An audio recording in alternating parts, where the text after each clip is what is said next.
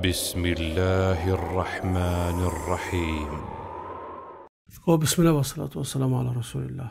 حلقه گذشته درباره یهود و بندهایی که متعلق به یهود و مسلمانان بود صحبت کرده بودیم و مثلا اونجا درباره دفاع مشترک از وطن، یعنی که هر یک شهروند وظیفه دار است که وطن خودش رو حمایت کند. این چنین درباره استقلالیت مالی هر یک طرف مسلمان ها و یهود صحبت کردیم و گفتیم که این در بعض حالت ها این استقلالیت مالی وقتی که دشمنان هجوم کردن از خارج و استیلاگر آمد، در این حالت هر دو طرف عهده دارن که همون لشکری که برای حمایت وطن است اون را نفقه دهند و لشکر رو کمک کنند. این چنین دولت عهده دار شد که یعنی که پیامبر علیه السلام عهده دار شدن که اهل ذمه را از تجاوزهای داخلی و از تجاوزهای خارجی حمایت کنند، یعنی که همچون نماینده سلطه بالاترین، نماینده قدرتی بالاترین پیامبر علیه السلام این را به عهده خود گرفتند و گفتیم که در حالتی و اختلاف بین اهل همین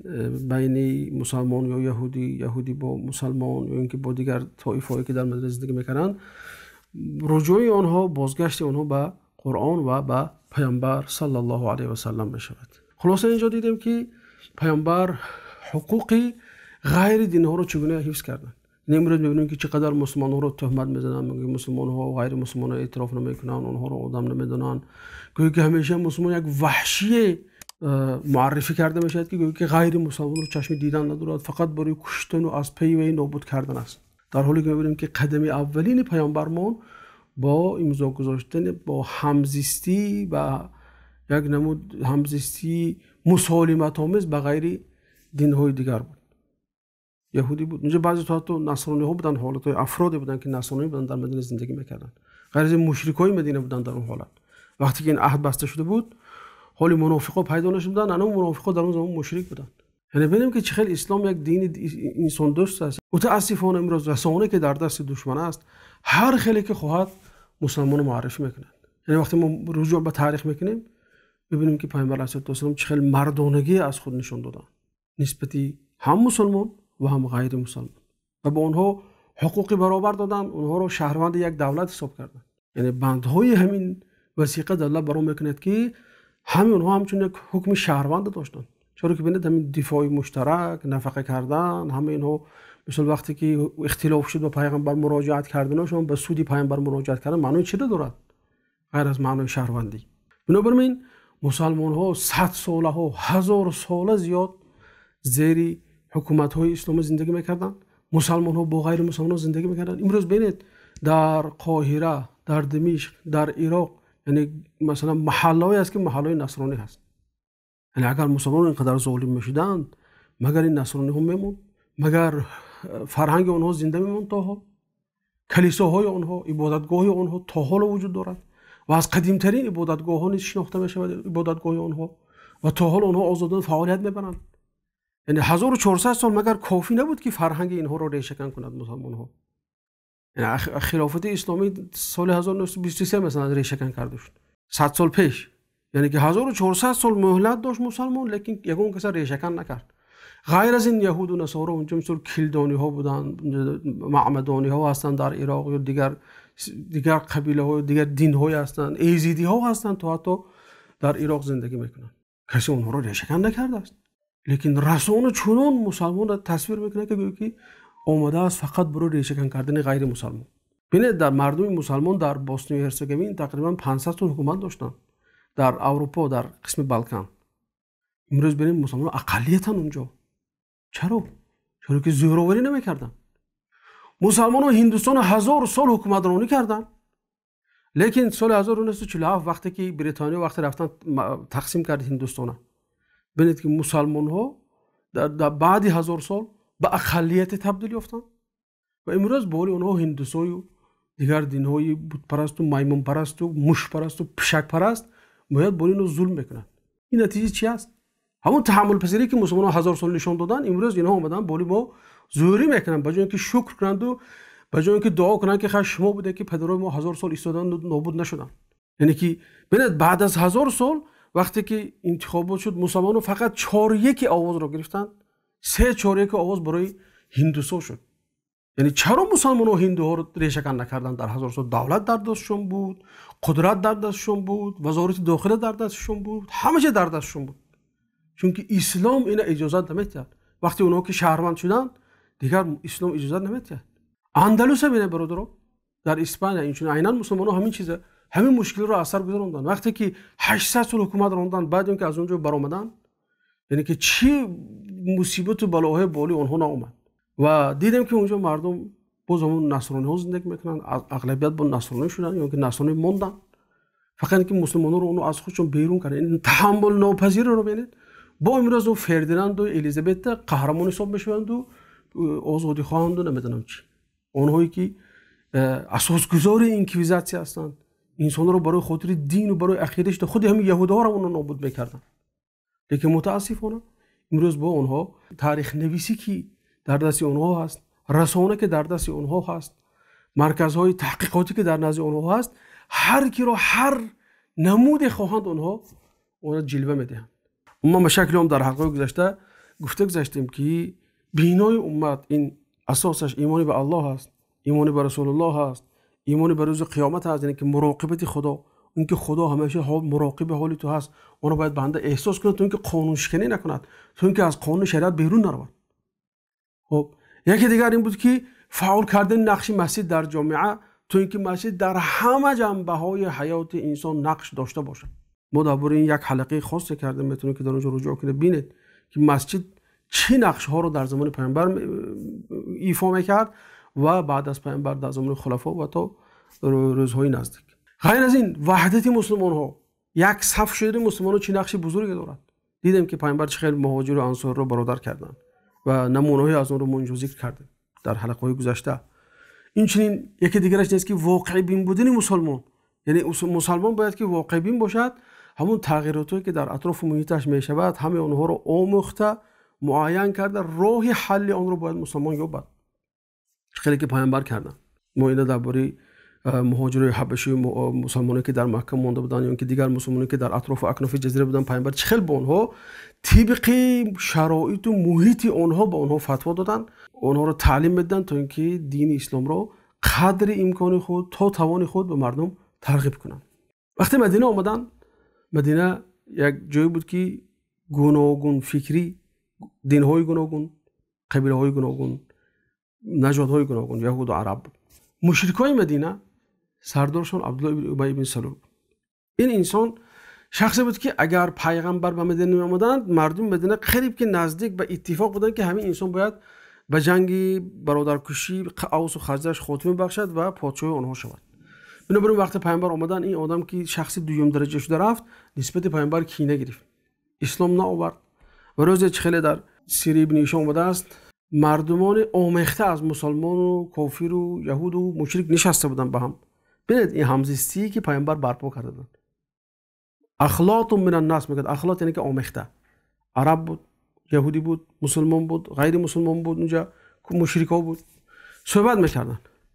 پیامبر علیه السلام با مرکب خود میگذاشتن که یا برا مرکبشون چنگ میکند و این چنگ به دماغ عبدالله ابن سلول، یعنی رهبری همون مشرکای مدینه میرسد و به اون نمیفورد، میگه که چنگ نکن.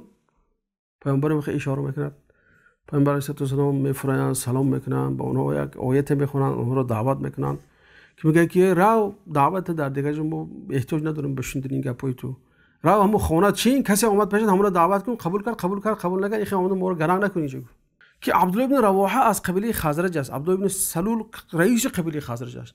ببینید ایمانه اینجا، یعنی که طبق قبیله چی که عمل نکرد، بلکه گفت که رسول خدا خوش آمده، سخنان تو بهترین سخنان، هر جا گفتی بگو ما اون رو میشنویم، اعتراف میکنیم، قبول میکنیم. که یکی دیگر از مشرکای خزرج عبدالله ابن رواحه برای اینکه طرف پیغمبر گرفت، طرف رئیس قبیلهش نگرفت، دشنام میتاد، یا مسلمان اینا دشنام میتاد، دیگر اونجا کشاکش و قریب جنگ میشود. بعد پیامبر علیه السلام اونها رو باز آروم میکنن و همراه مسلمانان دیگر میرن. یعنی این انسان هم همیشه در پی دسیسه بود. و گفتم که سیاست پیامبر علیه السلام این مدارا با اونها و یک نمود همزیستی آرامانه و دوری از رویارویی با این قبیله های مشرک یا که اشخاص مشرک چرا که دولت حالا جوان است و نمیخواهد که به مشکلی به گرداب جنگ شهروندی گرفتار شود یا که به گرداب جنگ داخلی گرفتار شود. غیر از اینکه پیامبر به اینها عهده‌داری داشتن، با قبیله‌های بزرگ اطراف مدینه مثل قبیله جهینه که در غرب مدینه نزدیکی شهر ینبوع حاضر قرار دارن، اونها با اونها نیز قرارداد صلح کرد تا اینکه از همه طرف دولت خودش را ایمن گرداند از هجوم دشمن‌ها. نسبتی الله تعالی یک استراتژی معامله با یهود و مشرکان رو برای ما الله تعالی تلقین کرد. ما در حلقه گذشته دیدیم که یهودها چه خیلی انسان‌ها بودن و الله تعالی میگه که لتجدن اشد الناس عداوة للذین آمنوا اليهود والذین اشركوا، یعنی که میبینی که از همه سرسخت‌ترین دشمنای شما اونایی که به شما سرسختانه دشمنی میکنن این یهود و اونهایی که مشرک شدن. یعنی دوت این سرسخت‌ترین دشمن نسبت مسلمان‌ها حساب میشه. خب الله تعالی چی گفت؟ اینا هم خیلی دشمنی سرسخت هستن. یعنی در پرتو همین آیه میتونیم که جنایت‌های این دو گروه رو شرح دیم برای شما. خب از یهودا رو ما گفته گذاشتیم، اما حاضر درباره مشرکای مکه وقتی دیدن که مسلمان‌ها توانستن که از دست اونها خلاص شوند به مدینه آیند دولت خود سازند، خیلی اینها رو ناراحت میکرد و اینچنین خودشون یک انسانای بی آبرو شده در بین قبیله‌های دیگر احساس میکردن که ما قریش، ما صاحب مکه، صاحب حج، صاحب عمره هستیم، لیکن یک چند گروهی انسانای جنایتکارک به وصف اونها، یعنی یک گروهی که جنایتکارک برآمد رفت اونجا جمع شد دولت تشکیل کرد، امروز با ما میخواهد که سر به سر شود. البته این اونها رو ناراحت میکرد مشرکای مکه را. بنابراین آرام نشسته نمیتونستن. اونها نیز همیشه در پی دسیسه بودن، اونها نیز همیشه نقشه های میکشیدن تا اینکه این دولت را ریشه‌کن کنن و در گهواره‌اش بوقی کنن. غیر از این بین اونها و بین اوس و خزرج تجارت بود، رفت و آمد بود، خشتباری بود، ازدواج بود، اونها با هم نزدیک بودن، یعنی که به معنای. بنابراین شکی نیست که هجرت پیامبر و دولت ساختن پیامبر پیامدهای سیاسی و اقتصادی هم برای یثرب و هم برای مکه داشت.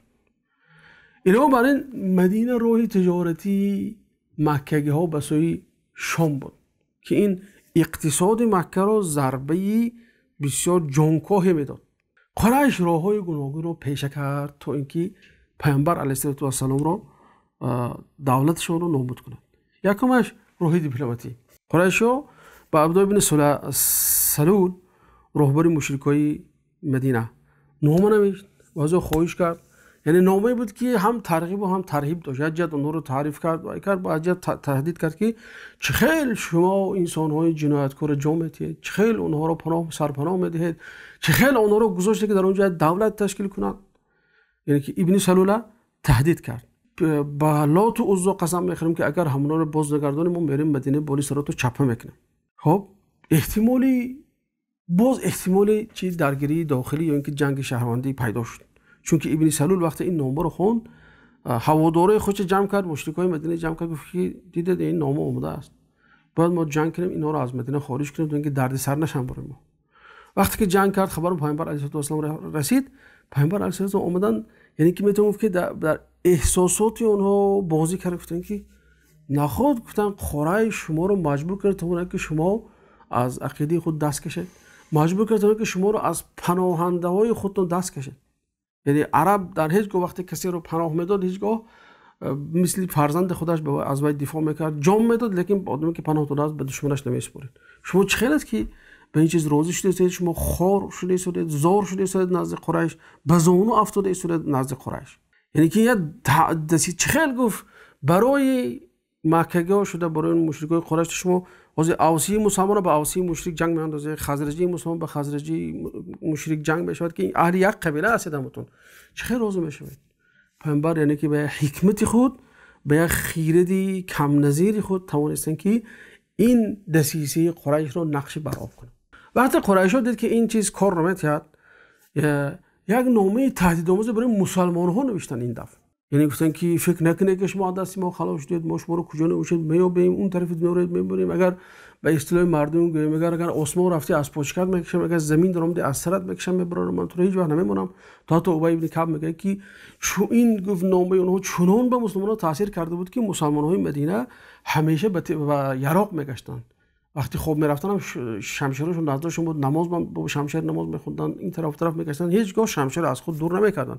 یعنی که یه حالت ناآرامی در مدینه احساس میشد تا که قریشی‌ها نقشه‌های هجوم یا اینکه یک هجومی که یغماآمیز رو به پیش گذاشته بودن که شبانه یک رو هجوم میکنیم و مدینه رو ترس و وهم میاندازیم تا اینکه اونها باز وادار شوند به اینکه مسلمان‌ها رو از اونجا بیرون کنن. بعد اون یک قدم دیگری که اونها گذاشتن این قطعی رابطه‌های دیپلماتی با اهل مدینه بود. میگن که در روایت اومده است که سعد بن معاذ سید اوس به مکه میرود تا اینکه عمره کنند و با امیه بن خلف خیلی برادری نزدیک داشت، تجارت او رو حمایت میکرد. اگر به اسلام امروزی گویم گر یک همچون کریشوات میکرد که تجارتی امیه بن خلف رو در مدینه و چون که امروی کاروانگذار رو اینا حمایت میکردن مدینه گفت تا اینکه دشمنی یا اینکه اطرافنگی قبیله های طلب و تاراجگر به اونها هجوم نکنن. وقتی که اومد در گفت من میخوام طواف کنم، وقتی طواف میکرد ابو جهل به او گفت که با امیه گفت که این کی است؟ میدونست کی بدانش که دروغ گفت کی است؟ گفت این سعد است.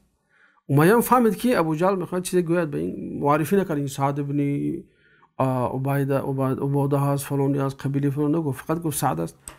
و گفت تو گفت چه خیلی گفت اجازه میدی به اینجا آرامانه طواف کنی در حالی که تو اینجا یک تودی جنایتکار جا دادگی هستی، اونها رو پناه دادگی هستی. بعد سعد هم آوازش بلند کرد و گفت که اگر مرا از این من کنی، یعنی که از طواف من کنی، گفت منم توی من کردن نمیدارم. گفت یعنی تهدید کرد، یعنی که به تهدید جواب داد. گفت که مادام که تو مرا من میکنی منم تجارتی من میکنم، نمیگذارم که یک شوتیر تجارتی تو یک کاروان تجارتی از مدینه بیرون رو طرف شام از اون طرف بیادم من میکنم، مکه رفتن نمیتونن. یعنی که اینجا دیگر سعد عزتی مسلمانان رو نشان داد. یعنی که اگر اینجا یک جوابی بیچاره اینو میداد ابو جهل باز بالاش شاید ظهوری میکرد. وقتی دید که به تهدید جواب داد دیگر ابو جهل هم خاموش شد. این نمود استراتژی اونیست کار نداد. بعد از اون قریش حرکت کرد که نفوذی سیاسی خودش، اجتماعی خودش، دینی خودش بر قبیله های اطراف مدینه و دیگر قبیله ها رو استفاده برد تا اینکه مدینه رو از جهت اقتصادی محاصره کنن. برید این اسلوب قدیمی است، یعنی که محاصره کردن مسلمان ها، یعنی که به اقتصادی اونها رو فرو رواندن اسلوب قدیمی هست و اونها تا جای شاید به همین چیز کامیاب شدن، توانستن قبیله ها رو وادار کنن به اینکه با مسلمان ها علاقه خودشون کنن، علاقه تجاری نکنن. و پیامبر علیه السلام هم باید که یک نمود استقلالیتی اقتصادی خودش رو حمایت میکرد. بنابراین یکی از مثلا برای مثال ثروت آبی در مدینه، ثروت آبی در دست یهود بود. ببین دولت در دست پیامبر است، ثروت آبی در دست یهود است. دیدید آزادی را؟ ببین چقدر این قصه همه وقت جمع میکنیم اینش تصدیق میکنه. یعنی که پیامبر هیچ کدوم مجبور نمیکردن. تا همینجا وقتی که دیدن که ثروت آبی در دست یهود است، پیامبر گفتن که من اشترا بئریمت رومه فله الجنه، یعنی که بئر رومه، چاه رومه در دست یهودا بود، میفروختن با پولای گران میفروختن. مسلمان‌ها بیچاره کمبغلا شد باز آب گرفته نمیتونست. اینجا پیامبر علیه السلام به یه عباره فقط یک ایمان اونها رو به تحریک دادن، گفتن که کسی که چاه رومه رو خرد برای جنت است. بعد این خیلی در روایت احمد اومده است، یعنی که برای بر مغفرت خدا است، گناهش بخشیده میشه. حضرت عثمان خریدن رضی الله عنه و چاه را فی سبیل الله قرار دادن که برای خداوند مردم صدقه کنند. اینجا دیگر یک مورد استراتژی، یعنی که آبی به دست مسلمانان در اومد، دولت باید قوت کسب کرد. غیر از این پیامبر علیه السلام از روزی که اومده بودن دیدن که بازار در دست بین قینقاع یهودی ها هست، بازار در دست یهودی است، پول و گردش و مال و کالا در دست یهودی است.